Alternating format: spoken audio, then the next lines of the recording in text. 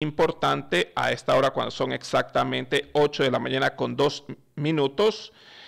Tenemos a esta hora al general Wagner Bravo, ex jefe de Estado Mayor del Ejército y ex secretario de Seguridad Pública del Estado. Vamos a conversar sobre ese estado de emergencia que se vive en nuestro país luego de conocerse este comunicado por parte de las Fuerzas Armadas de posibles atentados que se querían cometer antes y después de las elecciones acá en nuestro país. Para reconfirmar, si nos escucha bien, buenos días. Buenos días, sí le escucho muy bien. Correcto, general. ¿En qué condiciones se encuentra Ecuador luego de que se conociera estos posibles atentados? Estamos en emergencia, incluso han salido a las calles más militares a dar ese refuerzo, ¿no? Y esperemos que no se cumplan estos atentados que fueron detectados por parte del propio gobierno. Buenos días. Buenos días. En primer lugar, permítame dar el pésame al mundo católico. Yo creo que la parte de bajar la violencia es importante, la religión que cada uno de los ecuatorianos profesa. Y hoy con la muerte del Papa Francisco creo que estamos con un pésame muy grande y esperemos tener un nuevo Papa para que de una u otra forma haya una dirección de la parte de la familia, de la parte de los principios y valor de la sociedad. Por otro lado, tenemos que recordar, y lo habíamos dicho en algunas oportunidades, que estamos frente a una amenaza del crimen organizado y que en el Ecuador ha tenido otras aristas porque al parecer no se ha probado directamente, tiene ya mucha influencia política, económica, justicia y en otras partes. Entonces, cuando el crimen organizado va enraizándose con la corrupción, que desde mi punto de vista es el problema más grave que tiene el Ecuador, llegamos a que esta amenaza tiene el poder de atentar contra los elementos constitutivos del Estado. Eso quiere decir que esta amenaza no solamente para el presidente, es para toda la población, porque están diciendo que van a atacar a otras partes, que la ciudadanía tendría que estar muy resguardada, está atacando a la violación del territorio, que es otro elemento constitutivo del Estado, está atacando a la gobernabilidad y también está atacando pues a su infraestructura. Entonces esta amenaza no hay que dejarla pasar, no hay que minimizarla, porque como digo, hace 3 años más o menos se declaró amenaza a la seguridad nacional el crimen organizado y que hoy vemos pues que nos pone en una emergencia muy grave y también nos determina que los ecuatorianos creo que es el momento de unirnos porque no es solamente contra el gobierno, no solamente contra el presidente, los ministros, es contra todos los 17 millones y medio de ecuatorianos. General, si bien es cierto, hay incertidumbre en el pueblo ecuatoriano porque no sabemos qué es lo que pueda ocurrir. Pero llegar a ese punto, la política puede llegar a ese punto de que amenazo y puedo cumplir ciertas amenazas porque no estoy de acuerdo con que cierto candidato haya ganado. Bueno, recordemos que en épocas anteriores no ha sucedido, la política quemó urnas, prácticamente asaltaban a los recintos electorales. Se hacía mucha protesta al frente de los tribunales provinciales electorales. Es decir, que la política, cuando no es bien concebida, cuando con respeto de quienes escuchan no hay una cultura política, se va a valer de todos los medios para imponer o tratar de imponernos su ideología y su decisión. Eso lo ha hecho ya la candidata González, que de una u otra forma, pues 1 millón de votos, no creo que pueda haber un fraude en 1 millón de votos, pero no somos buenos perdedores y queremos, incluido ante nuestros electores, justificar nuestra pérdida y por lo tanto podemos valernos de todo. Los únicos que perdemos de esto somos los ecuatorianos, porque hoy ante el mundo estamos, a más de que ya estamos con un país que nos quieren hacer narcoestado, así nos dijeron allá en Inglaterra, hoy estamos diciendo de que no podemos ni siquiera cuidarle a nuestro presidente ni a nuestras autoridades. Eso no nos hace bien. Yo creo que tenemos que bajar los ánimos, tenemos que bajar esas ideologías políticas. Lo ha demostrado este feriado. Yo creo que 60 o 70 millones que no hay de utilidades en el turismo demuestra que los ecuatorianos queremos vivir en paz, que queremos ser solidarios, que queremos disfrutar de los momentos de esparcimiento, así como del trabajo. Entonces no puede venir un grupo que desde mi punto de vista también es supranacional, porque el crimen organizado que está basado fundamentalmente en el narcotráfico no están ni siquiera aquí en el Ecuador. Las bases, los mandos, los estrategas de ellos, y le amenazan al Ecuador volviéndonos inestable. Y lo peor de todo es que inestablemente políticamente, porque deberíamos estar orientados, y el nuevo presidente debe estarlo haciendo así en su nuevo plan de gobierno que debe presentarnos, cómo solucionar las causas estructurales de los problemas más graves que tiene el país: salud, educación, trabajo, etcétera, y no estar dedicados a estarnos cuidando de algo que realmente está inclusive fuera de nuestras fronteras y que de una u otra forma no nos está afectando directamente, a pesar de que hay un alto índice ya de consumo interno, pero que supuestamente afecta más a los países consumidores del resto del mundo. ¿Qué significa, general, para la población que nos está escuchando, que Ecuador hoy por hoy está en máxima alerta? Suena un poco fuerte. ¿En qué momento estamos para que se dedique o que se diga que estamos en máxima alerta ante estos posibles atentados que se podrían cometer? En mayo del 2023 se declaró otra amenaza a la seguridad, que es el terrorismo, los actos terroristas. A esa época no sabíamos y definíamos exactamente quiénes estaban detrás, pero inteligencia, el centro de inteligencia y todo el sistema de inteligencia puso lo que llamamos en la vida militar los elementos esenciales de información. Es decir, buscar qué es lo que nos estaba pasando, y efectivamente ya para diciembre del 23 el presidente Noboa ya pudo determinar que hay 23 grupos terroristas. ¿Y qué significa el terrorismo? Cuando nosotros vemos las noticias del 11 de septiembre en Estados Unidos, estamos hablando de un terrorismo de fanatismo ideológico, religioso, que no reconoce a Occidente, como lo dicen ellos, que no somos los creyentes. Pero hay una resolución del año 2004 de la Organización de Naciones Unidas, creo que es la 1516, que habla acerca de que el terrorismo no solamente lo van a hacer por asuntos políticos o por asuntos religiosos o por fanatismo, sino también el crimen organizado. Y este terrorismo lo que quiere causar es el terror en la sociedad. Por eso yo creo que esta demostración del fin de semana antes de esta noticia es muy importante, porque el pueblo, los ecuatorianos les han demostrado al crimen que no le tenemos miedo. Por eso la gente viajó, la gente se reunió en las procesiones, en las iglesias, etcétera. Eso quiere decir que nuestra resiliencia es muy fuerte ante una amenaza como esta, pero que no hay que descartarla. No hay que descartarla porque si ya está dado por el sistema de inteligencia, quiere decir que posiblemente es real.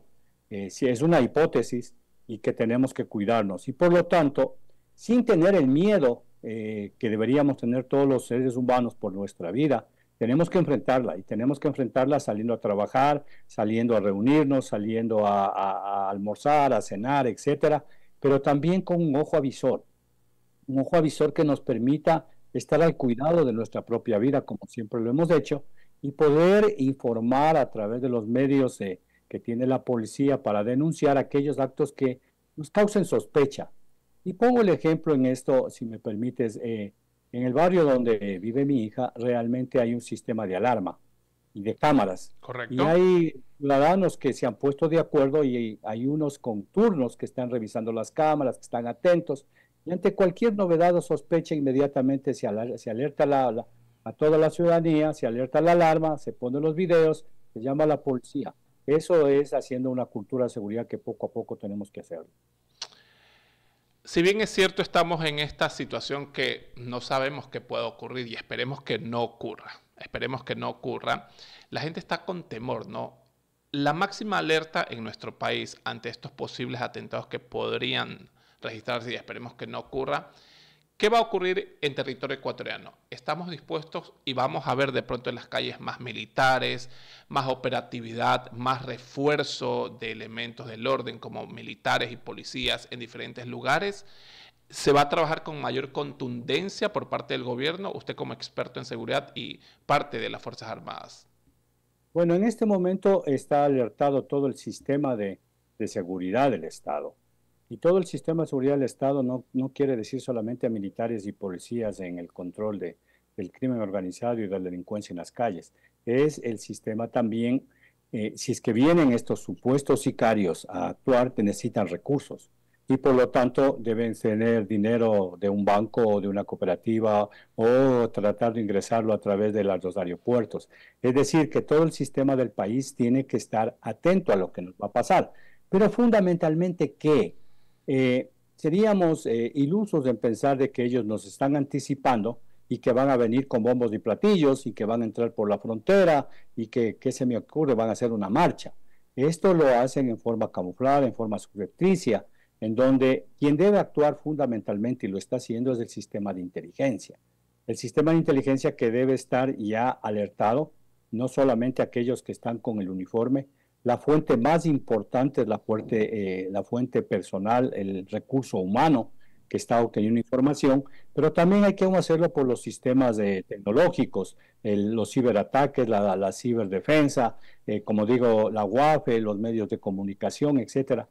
Todos tenemos que estar alerta para poder obtener información canalizándolo por los lugares adecuados, fundamentalmente el sistema de inteligencia que debe, como digo, estar alerta, tiene que ir confirmando esta hipótesis y determinando en qué lugar, quiénes son, cómo son y por dónde son.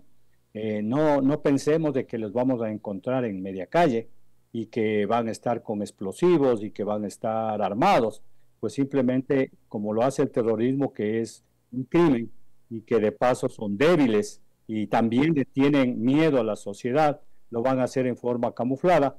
Por eso es importante que estemos alertas todos, a más de que, como digo, el sistema de inteligencia el que debe estar.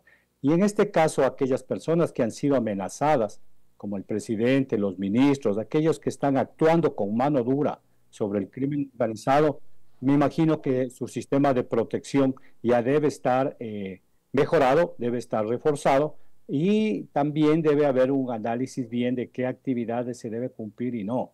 Pero como digo, esto no nos debe asustar a los ecuatorianos. Esto nos debe dar la fortaleza para podernos unir y poder luchar de una forma completa con todos.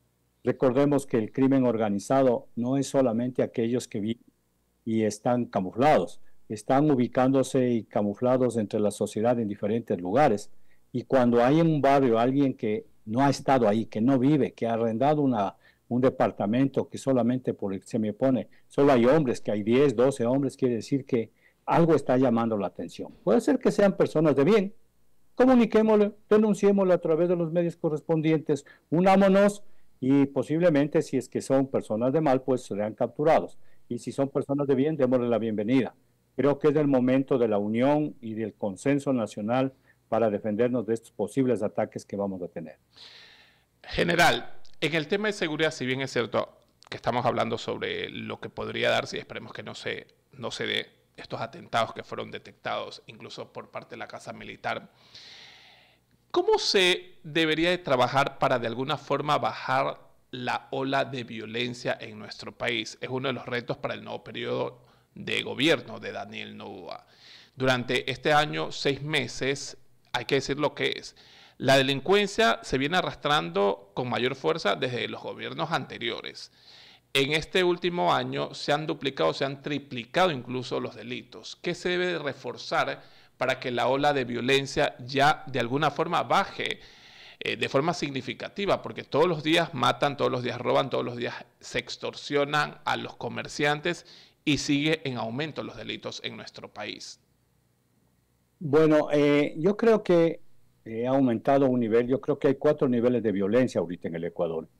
Y la más fácil de solucionarlo es la violencia política, la violencia que nos llevó en estas elecciones, que lo vimos, a vernos entre amigos, entre hermanos, entre familia como enemigos, porque yo estaba con una lista y el otro estaba con la otra lista. Eso es lo primero que tenemos que solucionar, tenemos que hacer una reconciliación. Ya tenemos un presidente electo, los perdedores tenemos que ser buenos perdedores y aceptar. Yo ponía el ejemplo que en un pueblo pequeño donde yo vivo, había en una puerta la propaganda de un candidato y en la otra puerta al lado, a 5 metros, a menos, había la propaganda del otro candidato. Y yo me preguntaba, ¿cómo se ven ellos todos los días?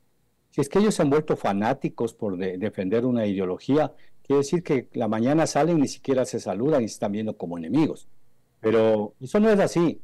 La base fundamental de nuestra sociedad es la familia y la comunidad, y etcétera. Entonces yo creo que hay que bajar y eliminar esa parte en que nos vemos como enemigos para vernos como amigos, como ciudadanos, con esa responsabilidad y con esa solidaridad que siempre hemos tenido.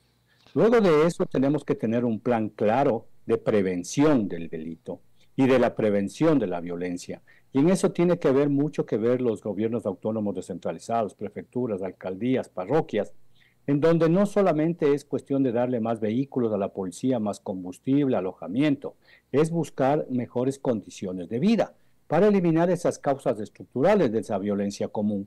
Y si los ciudadanos ponemos de pie y nos ponemos en claro y no compramos cosas robadas, vamos a ayudar a que no haya quien robe, porque se le acabó el negocio. Y si tratamos de que no haya corrupción y le denunciamos a la corrupción, que no solamente es llevarse el dinero, sino poner a las personas no adecuadas en los lugares correspondientes, hacerse de la vista gorda o en su defecto no cumplir con su función, vamos a eliminar las causas de la delincuencia común, pero fundamentalmente con prevención. Eso tiene que estar en un plan de seguridad integral. El otro nivel de donde me parece que está migrando la delincuencia común es a un buen negocio que lo han visto ahora, que es la extorsión, la vacuna, el secuestro, y que no han llegado a tener contacto con el crimen internacional, porque no han matado, no están haciendo sicariato, pero sí están secuestrando, y que de una u otra manera tenemos que, como digo, organizarnos también en un plan que nos diga cómo hacer cultura de seguridad, cómo eliminar también sus causas estructurales, cómo cuidarnos en los barrios, cómo actuar con las UPC, las VC, cómo denunciar a la policía, de tal manera de que no nos asusten y podernos hacer fuertes. Y el otro es que el crimen organizado que le está atacando no solamente al Ecuador, sino a Sudamérica, es un problema internacional.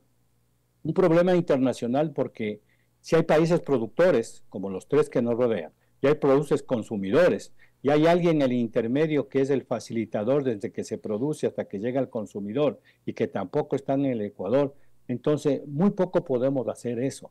Por eso es importante que ante el ataque que tiene del crimen organizado el Ecuador, hay dos estructuras fundamentales para defendernos: las Fuerzas Armadas, las Fuerzas del Orden y el Ministerio de Relaciones Exteriores. Escuchaba el otro día y creo que yo estoy muy de acuerdo y lo he venido diciendo algún tiempo a un político que hay que buscar cómo Colombia comienza a transformar esas 200 o 300.000 hectáreas de plantaciones de hojas de coca en cultivos legales. Si no tenemos la producción de coca, no va a haber oferta y posiblemente baje la demanda. Y lo mismo con Perú, lo mismo con Bolivia. Hay que buscar cómo los países nos ayudan a que no venga el tráfico de armas, que no se vean las armas, se vendan las armas y lleguen como que estamos vendiendo celulares o los explosivos. Entonces, hay que haber una ofensiva que también tiene que estar en el plan de seguridad integral, diplomática, para decirle al mundo qué nos está pasando. Yo creo que la ministra de Relaciones Exteriores estuvo hace algún tiempo en Viena diciéndolo, pero que debe realmente haber un apoyo internacional, un compromiso. Y ahí pongo un ejemplo. Después de que desapareció la Unión de Repúblicas Socialistas Soviéticas, que quería esparcir el comunismo en el mundo, quedó Rusia, con un potencial bélico, con un potencial nuclear, y los países de Europa todavía le siguen viendo, en el caso parece real con Ucrania, de que es una amenaza a la seguridad de Europa. Y ellos hicieron una coalición, que es la OTAN, la Organización del Tratado la Organización del Tratado del Atlántico Norte, en donde están buscando cómo defenderse. En el Ecuador teníamos el TIAR, el Tratado de Asistencia Recíproca. Cuando un país de otra parte del planeta nos podía atacar a un país de América, nos íbamos a defender colectivamente. Eso cambió en el año 2003 y hoy hablamos de una seguridad hemisférica en América cooperativa, en donde con nuevas dimensiones, nuevas amenazas, nuevos riesgos, todos nos pusimos de acuerdo en el año 2003 en México para apoyarnos cooperativamente.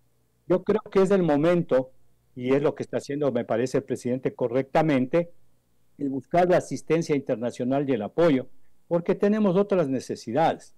Pero todo esto concluye en algo, en que tenemos que tener un plan de seguridad integral, reconfigurar el sistema de seguridad nacional que hoy se llama pública y del Estado, de tal manera de que los 17 millones de ecuatorianos no estemos asustados, no estemos con terror ante las noticias que nos dan, sepamos que no tenemos que pasar noticias falsas, que no tenemos que asustarnos, que tenemos que denunciar, que la UAFE cumpla su función, que el sistema penitenciario cumpla su función, que tenemos que institucionalizar al país, que los medios de comunicación nos ayuden, que los periodistas nos ayuden, que la empresa nos ayude, que el privado, que Wagner Bravo como ciudadano de a pie conozca cuál es su función, que lo dice también el artículo 83 de la Constitución, y todos somos responsables de la seguridad. Es decir, hay que reconfigurar el sistema de seguridad nacional, hoy pública y del Estado, para tener una institucionalidad fuerte, porque mientras no tengamos una institucionalidad fuerte, estos delincuentes que están bien organizados porque su gran negocio y tienen muchos recursos, nos ven como un país débil y nos van a seguir atacando. Creo que es el momento, como digo, de los consensos. El presidente tiene que presentar un plan de desarrollo concomitante a la Ley de Seguridad Pública del Estado en 90 días, tiene que presentar un plan de seguridad integral que tiene que tener un horizonte de 4 años, se tiene que considerar ya para la prevención el Consejo de Política Criminal. Es decir, yo creo que el presidente Noboa en estos 18 meses, de los cuales 9 gobernó y 9 casi estuvimos en campaña, lo ha hecho muy bien para detener que siga subiendo la violencia, porque podríamos estar peor, pero yo creo que ya es hora de poner una política de Estado que ya se va haciendo clara. El presidente Lasso, recordemos, en noviembre del 2022, creo, dijo que no iba a negociar con las mafias. Quiere decir que las mafias le deben haber ofrecido negociar. El presidente Lasso dijo que se iba a utilizar toda la fuerza de la ley y aplicarle la ley, por eso la ley de uso legítimo de la fuerza.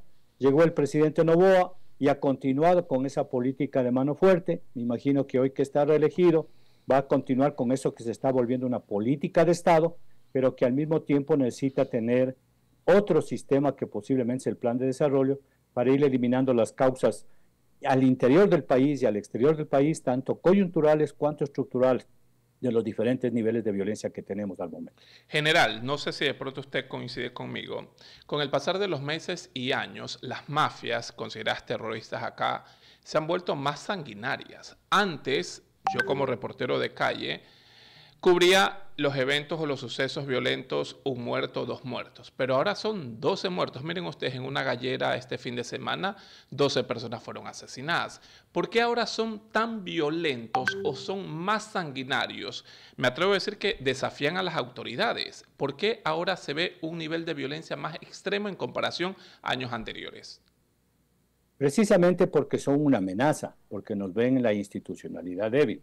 Y luego recordemos que estamos decretado un conflicto interno armado, hemos vivido estados de excepción, que de una u otra manera, fuera de bajar las muertes violentas, también ha afectado la economía. Cuando a un ciudadano común, a cualquier persona o alguna institución, organización, empresa, le afectan su bolsillo, es cuando más le duele. Eso es cuando más le duele. Y todas las capturas que se han hecho en los gobiernos anteriores y en este gobierno de droga, quiere decir que le están afectando. Porque fuera de que se captura la droga, eso quiere decir que se tuvo que pagar a quienes la cultivaron, a quienes rasparon, a quienes la procesaron, a quienes la transportaron, a quienes la cuidaron, etcétera. Y esos son gastos que supuestamente estos delincuentes iban a recuperar con la venta, pero han sido afectados.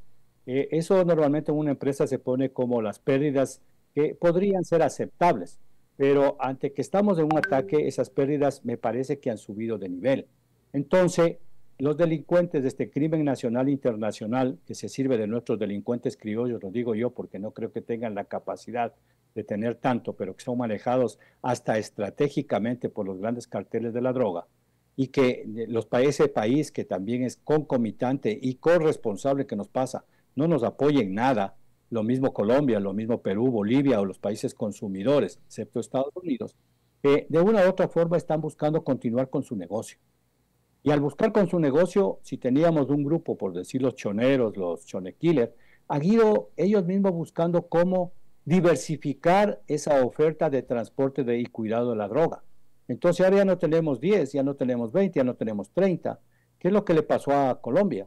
Cuando existían las FARC en el sur de Colombia, yo fui comandante de la frontera norte, supuestamente había un comandante de la frontera sur de Colombia de las FARC, que ante un asesinato que hubo de un miembro de las Fuerzas Armadas del Ecuador, después de 3 días mandó a decir, ya lo tenemos, ¿qué quieren que le hagamos? Porque ellos mantenían el control de su área.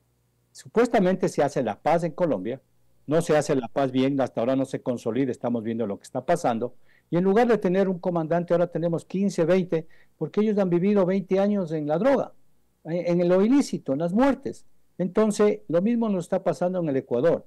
Esta gran empresa multinacional, internacional, tiene que continuar por más guerra interna, por más obstáculos que le pongamos para traficar con las drogas, él tiene que buscar su forma supuestamente de vida de ellos.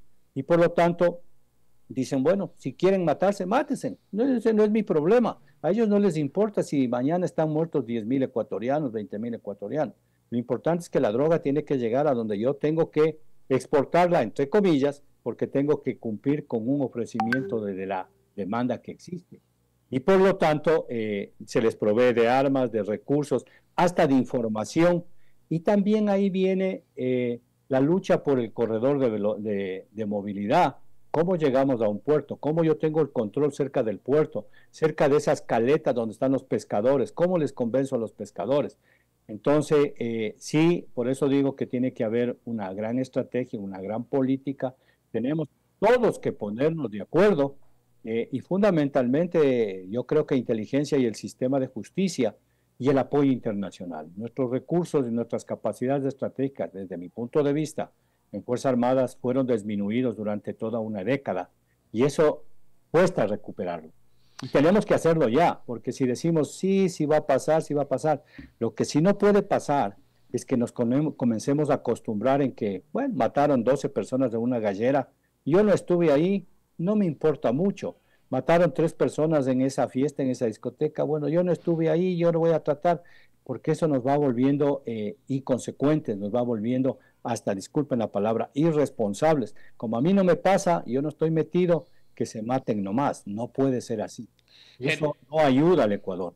General, y el hecho de que, si bien es cierto, la ola de violencia se busca bajar por todos los lados, el tema de la cooperación internacional le viene bien a nuestro país. Suma porque de alguna forma se busca eso, ¿no? Bajar la ola delictiva. Pero la oposición dice que se busca minimizar a las Fuerzas Armadas, a la Policía Nacional. Usted como parte de las Fuerzas Armadas, como general de las Fuerzas Armadas, ¿se minimiza a los elementos ecuatorianos si viene cooperación internacional, ayuda internacional? ¿Cómo usted ve esta situación o este escenario? Yo creo que quienes menos pueden hablar acerca de minimizar a las Fuerzas Armadas es, recordemos que el 26 de enero del año 2016, los militares de servicio pasivo nos salimos de la escuela militar antes de que el expresidente Correa dé el discurso. Eso fue un rechazo porque habíamos visto cómo se trataba de vilipendiar el trabajo de las Fuerzas Armadas. Él dijo inclusive que podía mandar con un subteniente. Esto es una carrera que va cogiéndose la experticia, la ciencia y la experiencia a lo largo del tiempo. Hubo una lucha, quisieron crear una lucha interna al interior de oficiales y tropas para destruir esa institucionalidad, para dejarnos en la indefensión como estamos ahora. Ellos son los culpables. Sacaba horrendamente que había dado 1.800 millones en 10 años para fortalecer las capacidades de Fuerzas Armadas. En un año se necesita solamente para helicópteros como cerca de 150 millones, para mala suerte es caro, y la tecnología es demasiadamente caro. Entonces ellos son los que nos dejaron así. Y hoy, como digo, las capacidades estratégicas están bajas y necesitamos tener recursos para salud, para educación, para trabajo, para construcción, etcétera, y no los tenemos porque también nos dejaron endeudados, hoy buscamos decir se está minimizando a las Fuerzas Armadas. Yo creo que las Fuerzas Armadas han cumplido con su labor, el 85% de la sociedad lo dice, son muy profesionales y los conozco porque son las personas, yo estoy muy poco tiempo fuera de la institución, los conozco, los formamos, trabajamos juntos, patrullamos, están cumpliendo con su labor, pero hay que darles el apoyo correspondiente y aumentar sus capacidades estratégicas. Y fundamentalmente, como digo, inteligencia. Y en ese gobierno se cogió y se llevó a todo el sistema de inteligencia para sus fines políticos. ¿Cómo pueden reclamar ahora si le dejaron prácticamente ciego a las Fuerzas Armadas? ¿Qué quiere decir ciego? que si no hay los informantes, no hay los medios tecnológicos, no se puede tener información, procesarla para saber exactamente qué está pasando. Y eso cuesta. Entonces, si estamos en esa debilidad, por eso digo que el poder nacional, como lo llamamos en la vida militar, está disminuido, el poder político, 230 y pico de partidos políticos, movimientos, no dan un poder político fuerte, no lo dan. Económicamente estamos saliendo de una pandemia, nos dejaron endeudados, no tenemos un poder económico fuerte, un poder psicosocial en donde el terrorismo nos está afectando, en donde la corrupción ha afectado demasiado y creemos que es algo normal, si nos están diciendo que era negocio entre privados, que si van a robar, roben bien. Entonces todo eso ha ido minando el poder nacional. Y la última parte, el poder de policía y fuerzas armadas, que fue disminuido, y no tenemos los recursos, tenemos que buscar quien nos ayude, porque como repito, este es un problema transnacional, en donde los países productores, consumidores y los que están en el intermedio, donde están los carteles, son corresponsables de lo que nos pasa. Hoy estamos peleando con nuestros recursos, con nuestros impuestos, que deberían estar buscando el bien común de los ecuatorianos y no luchando con un problema que es internacional. Por eso es que alguien dice, ¿y a mí qué me importa, con respeto a quienes me escuchan, que pase la droga si no me va a afectar a mí? Y hay cerca de 150,000 personas que ya son un problema de salud pública, que hay que volverles a reincorporar, hay que regenerar para que sean personas de bien, dejen la droga. Entonces, yo creo que el apoyo internacional, la experticia que tienen otros, los recursos que se tienen. Con Estados Unidos tenemos 3 convenios. El convenio de interdicción marítima para que nos ayuden a poder controlar 1.600.000 millas cuadradas. El convenio de interdicción aérea para conocer hasta si una avioneta es ilegal, ya sale de la Florida, ya le esperamos después de 4 horas acá sabiendo que viene ilegalmente. El convenio del estatus de fuerza, que personas que vengan en representación de los Estados Unidos, en este caso, vengan a ayudarnos, qué bueno, démosles un trato especial porque nos vienen a ayudar. Hay un convenio firmado en mayo del 23 por el ministro de Defensa para un apoyo de 400 o 500 millones en 5 o 6 años, que creo que lo ha ratificado el ministro de Defensa y del Interior a unas 2 o 3 semanas en Estados Unidos. Hay un apoyo del embajador de Italia que dice que ellos conocen mucho y tienen experiencia en la lucha de lavado de dinero contra las mafias. Hay un apoyo, o había un apoyo para mejorar el sistema penitenciario. Es decir, si no tenemos la capacidad, que no la tenemos, porque vuelvo a repetir, los recursos que tiene el crimen organizado son demasiadamente altos, tanto la minería cuanto el tráfico de armas, de personas, y el Ecuador no se puede dar el lujo, y tampoco lo tiene, para poder gastar todo en eso, porque hay necesidades. Dejémonos ayudar. Desde luego, ninguna fuerza extranjera va a poder venir a combatir al Ecuador, eso no lo permite la Constitución. Yo, estando en servicio activo, lo estuviera, no permitiría que alguien me dé peleando mi leche por mi guerra. Por eso soy militar, por eso soy patriota, por eso tengo valores, pero ahí también el apoyo de todos los ciudadanos para ponernos en pie de guerra. Hace 30 años ganamos en el CENEPA. La victoria no es de las Fuerzas Armadas, la victoria es de la generación de la victoria, como yo le llamo, en donde todos estuvimos, en donde el expresidente Sixto Durán Ballén, el 27 de enero del 95, reunió a los políticos. Ahí estuvieron políticos de renombre, Rodrigo Borja, León Febres Cordero, Abdalá, otros, que se pusieron de acuerdo y dejaron sus banderías ideológicas porque el país estaba en peligro. Hoy, peor con esta amenaza, estamos en peligro y por lo tanto dejemos esas banderías políticas, unámonos, pensemos en el bien común. Y yo reclamo de que no se hicieron en la década perdida las cosas y nos dejaron en indefensión. Hoy, esta generación que estamos viviendo, tenemos que hacer las cosas para que en 20 años no haya alguien que nos reclame por no haber hecho las cosas que nos corresponden hacer. Es momento. General Wagner Bravo, gracias por estar con nosotros, gracias por darnos a conocer todo su conocimiento en el tema de seguridad y sobre esta alerta máxima que hoy vive nuestro país ante estos posibles atentados que supuestamente han sido detectados por el propio gobierno. Gracias por estar con nosotros acá en WQ Radio. Que tenga buenos días. Muchísimas gracias. Los ecuatorianos tenemos que apoyar cualquiera que sea el gobierno y tenemos que buscar ese tejido social que nos dejaron destruyendo. Creo que es momento de la conciliación y vamos hacia adelante porque nuestra resiliencia es demasiadamente fuerte. No nos van a ganar, no nos han ganado para ser un país libre, soberano y democrático. Muchísimas gracias. Buenos días, nos vamos a la siguiente pausa, ya volvemos, tenemos más acá en WQ Radio.